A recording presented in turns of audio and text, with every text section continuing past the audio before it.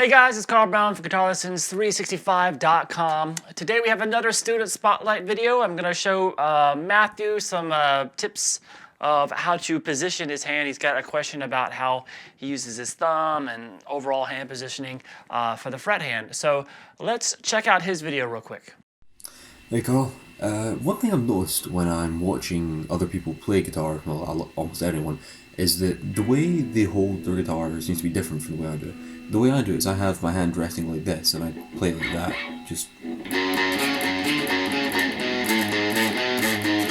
And to me that feels really comfortable, you know, I don't feel like I'm putting too much strain on, I don't feel like I'm stretching miles away or anything like that, it feels comfortable. But everyone else seems to have their thumb in the middle of the neck like that, and their hands stretched like this across whatever they're playing. I'm not gonna lie, I just feel like I'm stretching quite well with this.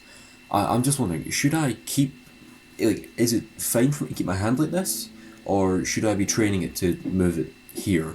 And if I should have my hand like this, is there any specific way to train it? Thanks.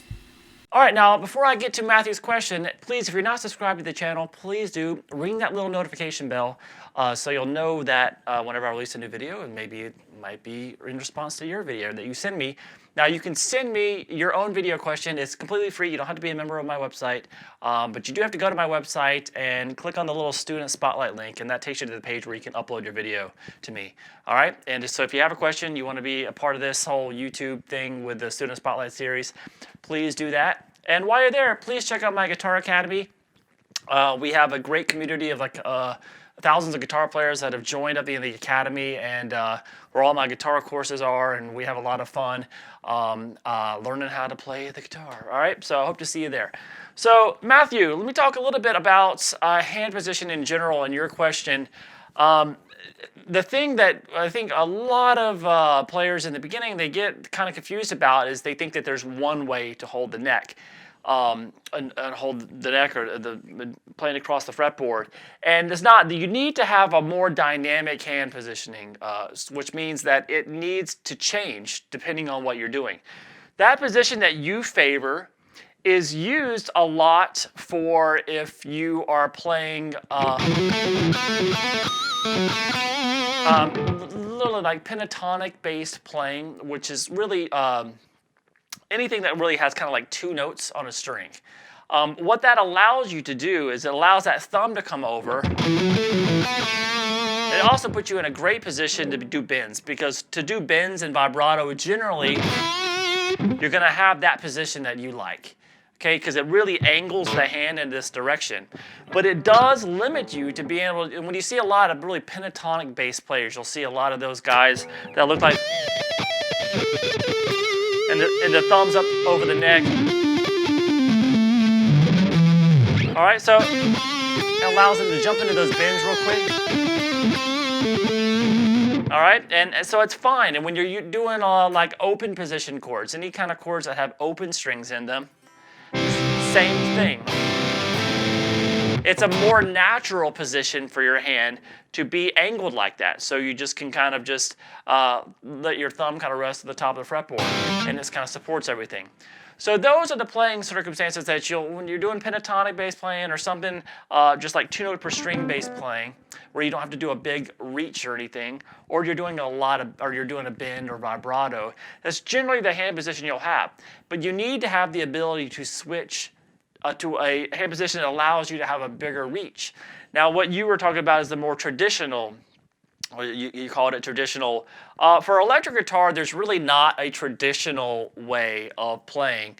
You'll have, the necks are so much thinner, smaller than, say, a classical guitar neck, that you don't have to have, this is traditional too, having the thumb up with the neck. I mean, you've seen this the whole history of electric guitar, because it's a very natural and comfortable way to play for many different techniques on the guitar.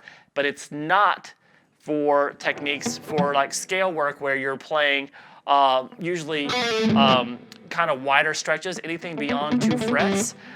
You need that position where you move the thumb down. You talked about, you see a lot of people with this position. Now, the reason why that's uncomfortable for you, if you look at your video that you sent me, or you just play it in the mirror, try to do those riffs.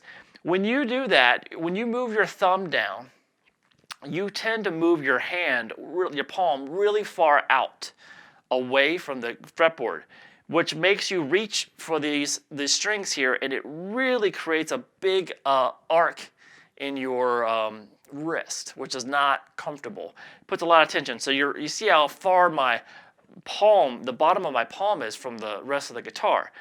So when you put your thumb down there, it's kind of a natural thing. When they move the thumb, everybody kind of moves everything else down from the guitar as well, which makes it difficult to reach. So what you want to do instead is when you move that thumb down and that thumb kind of goes down to a little midpoint of the neck, you can first try it the way you're doing it, whether it's kind of uncomfortable with the position, but you at least have the notes in your hand. And then from there, try to bring your wrist back up. Let your fingers and thumb stay on the fretboard, but we go from this position to this position. Now you notice that's going to make these notes on the fretboard not have to stretch for them anymore, and they will seem to arc and come straight down on the string board instead of coming like this, where you saw your pinky when it was really kind of straining and straightening out. It'll arc down onto the string more.